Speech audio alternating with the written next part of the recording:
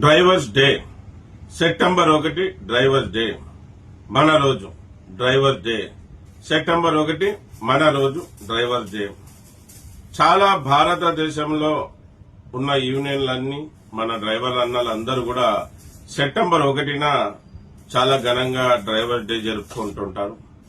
మళ్ళీ మన రెండు తెలుగు రాష్ట్రాల్లో ఉన్న మన డ్రైవర్ అన్నలు కూడా మీరందరూ కూడా డ్రైవర్స్ డే ఘనంగా జరుపుకోవాలని మరి కోరుకుంటున్నాను. మీరు ఎక్కడుంటే అక్కడ, మీరు ఏ ప్రాంతంలో ఉంటే ఆ ప్రాంతంలో మన డ్రైవర్స్ డే జరుపుకోండి. దీనికేమి సెలవు పెట్టుకొని ఇంటికాడే ఉండి చేయాలనేది ఏం లేదు.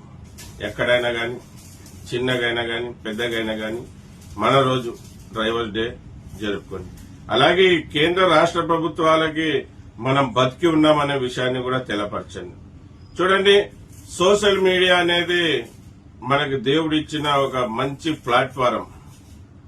సోషల్ మీడియా ప్లాట్ఫారాన్ని ప్రతి డ్రైవర్ ఉపయోగించుకోవాలి. మన కష్టాలు, మన బాధలు, సమాజంలో పడే మన అవమానాలు, అలాగే మన గుర్తింపు కోసం మనమందరం కూడా సోషల్ మీడియా వేదిక ద్వారా మన విషయాలని తెలపరుస్తా ఉండాలి.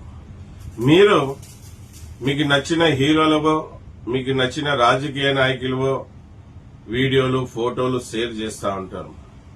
నువ్వు కూడా ఒక హీరో డ్రైవర్ అన్నా, నువ్వు కూడా ఒక రాజకీయ నాయకుడి కంటే కూడా గొప్ప.